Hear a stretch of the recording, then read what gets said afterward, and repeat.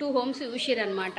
ఇంకొక హోమ్ అయితే కొంచెం ఓనరోడు మంచిగా ఇది లేడంట, ముసలాతనంట, రాడు చేయడు అంట. కాకపోతే ఇంట్లో ఏ వస్తువు పోని ఏం పోని మీరే రిపేర్ చేసుకోవాలంటారంట. మళ్ళీ అది కిరాయిలు కూడా కట్ చేయనియడంట, ₹1 కట్ చేయనియడంట. సామాన్ మొత్తం మీరే క్లీన్ చేసుకోవాలంటాడంట. పెయింటింగ్ వేయించుకుని ఆ డబ్బులు మనమే ఖర్చు పెట్టుకోవాలంట. అందులో మళ్ళీ సంవత్సరంకి ఒకసారి ₹1000 పెంచుతాడంట, చెప్పకుండా పెంచేస్తాడంట.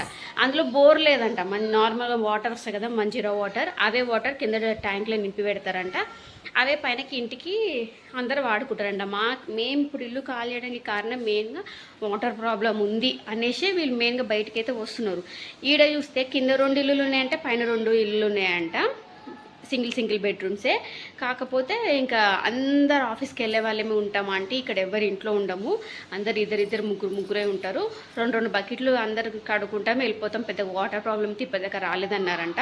ఇప్పుడు మేము వెళ్తుంటాము, ఎంతవరకు అంట రాకుండా ఉంటుంది. ఎవరైనా చుట్టాలు వీళ్ళు వచ్చినప్పుడు వాటర్ ఎక్కువనే అవుతుంది. అసలు వీళ్ళు ఖాళీ చేస్తుందో వాటర్ ప్రాబ్లం కోసము. ఆ ఇల్లు 12,000 ఉందంట. పర్లేదు, హాల్ చాలా పెద్దగా ఉంది. మా అమ్మ వాళ్ళ 2 రూమ్లు అంటే అక్కడ హాలే ఉందనమాట. వెళ్దాము అని అనుకున్న టైంకి ఆ ఓనరుడు కూడా పెద్ద ఇది కాదు, రేటు పెంచిన విషయం చెప్పాడు, ఏం చెప్పాడు, ఎందుకు పెంచినామంటే చక్కగా కాల్ చేయంటాడు. ఇంట్లో ఏమైనా రిపేర్ అయినా మీరే వేయించుకోవాలి, కిరాయిలో కట్ చేయొద్దంటారు. కొంచెం ఇష్యూస్ ఉన్నాయి, అందులో బోర్ కూడా లేదు.